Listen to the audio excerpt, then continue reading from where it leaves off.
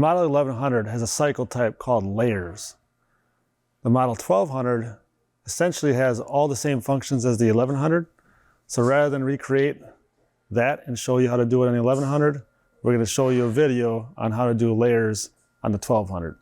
What layers is essentially starting with a pallet and stacking a layer of boxes. It wraps it, pauses, stack another, wraps it, pauses, and so on. So let's show you that video. All right, so I like what I had in program 1, so I'm gonna use that as my baseline again.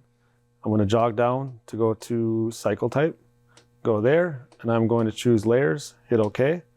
Then I'm gonna go up and save user program, and I'm gonna save it as number 4, because I still wanna keep that number 1.